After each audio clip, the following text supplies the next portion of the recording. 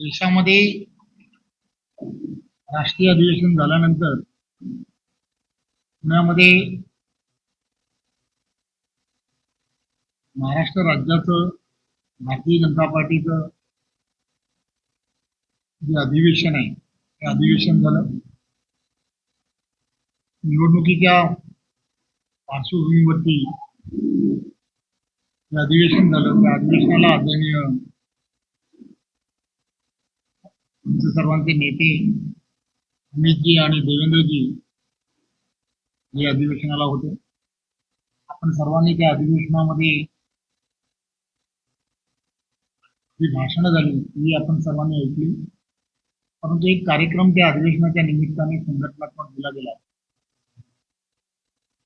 सर्व जिल्ह्यांमध्ये आपण सर्वांनी जसं पुण्यामध्ये अधिवेशन झालं त्याच पद्धतीचं जिल्ह्यामधलं अधिवेशन सुद्धा विस्तारित असं अधिवेशन घ्यावं आणि त्याचबरोबर सर्व आपल्या विचाराला मानणारा सर्व संस्था सर्व विचार परिवार यांना सुद्धा त्या अधिवेशनाला बोलवावं अशा पद्धतीचं अधिवेशन आपण करावं. 11 तारखेपर्यंत 3 ते 11 पर्यंत अधिवेशन जिल्हास्तरीय झाल्यानंतर मंडल निहाय सुद्धा त्याच पद्धतीचं अधिवेशन करावं आणि बूथ आणि शक्ती केंद्र तिथपर्यंत जाऊन प्रत्येकाने महायुती कशी जिंकेल या दृष्टिकोनातून आपण सर्वांनी संघटनात्मक ताकद उभी करावी आणि त्या दृष्टिकोनातून आजची बैठक आज विक्रम पाटीलजी प्रदेशाचे सरचिटणीस आहेत ते आदरणीय निलेश राणेजी, आदरणीय निलेश राणेजी, प्रभाकर सावंतजी आणि सर्व जिल्ह्याचे पदाधिकारी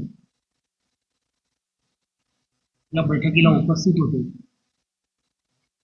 पण सर्वांनी एक संकल्प केला आहे कोणत्याही परिस्थितीमध्ये महायुतीचे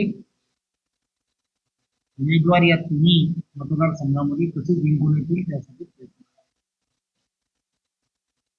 परंतु याही व्यतिरिक्त एक अत्यंत महत्वाचा विषय सार्वजनिक बांधकाम विभागाच्या माध्यमातून रत्नागिरी आणि सिंधुदुर्ग या दोन्ही जिल्ह्यामध्ये गेल्या 2-2.5 वर्षामध्ये जवळजवळ 6,500 कोटीपेक्षा जास्त निधी हा आपण इथल्या असणाऱ्या रस्त्यांच्या कामासाठी दिलाय.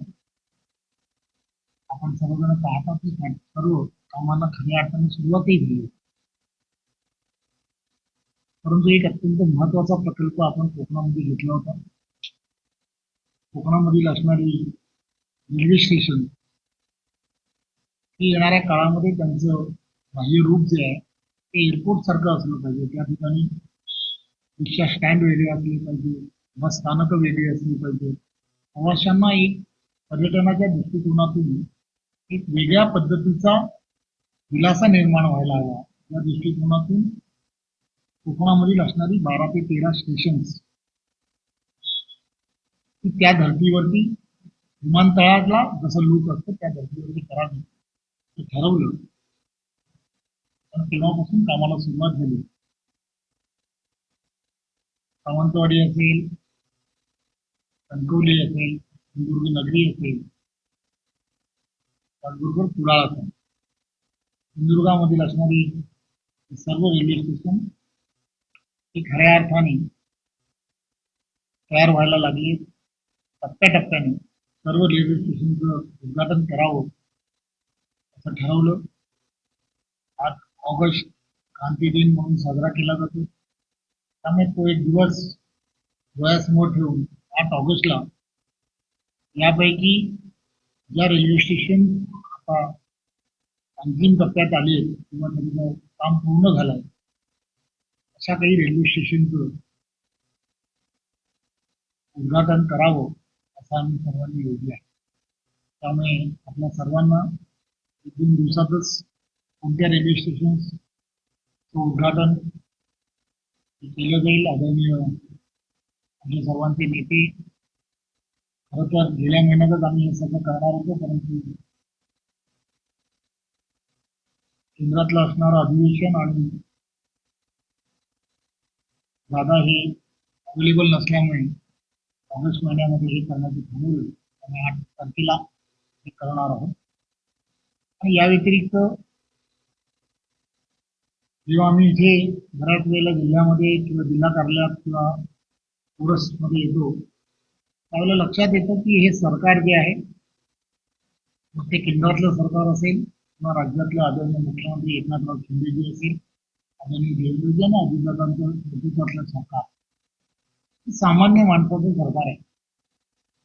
आणि हा वारंवार उल्लेख होतो बजेट आणि बजेटचे असणारे प्रोव्हिजन्स या सगळ्या गोष्टीवरून आपल्याही सगळ्यांच्या लक्षात येते की सामान्य माणसाला केंद्रबिंदू म्हणून हे सरकार ज्यावेळेला काम करत आहे त्यावेळेला सामान्य माणसाच्या काही अडचणी असतील तर त्या सोडवणं हे अत्यंत गरजेचं आहे. परंतु मध्यंतरीच्या काही दिवसांपासून वारंवार आपल्या सर्वांकडून जेव्हा लक्षात येतं की लोकशाही दिनाच्या निमित्ताने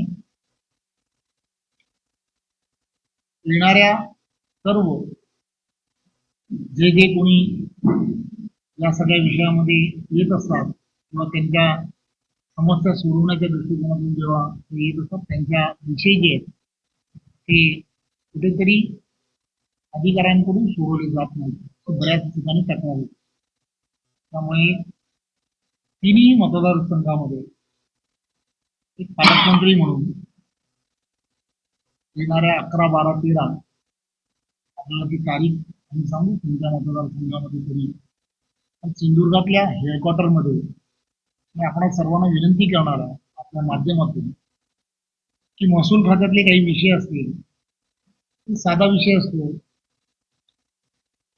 बराच तपास असेल सातबाऱ्यावरती आपल्याच घरातलं कोणाचं नाव बदलायचं असेल त्याला एवढे फेरफटके मारावे लागतात की त्याचं काही लिमिट राहत नाही.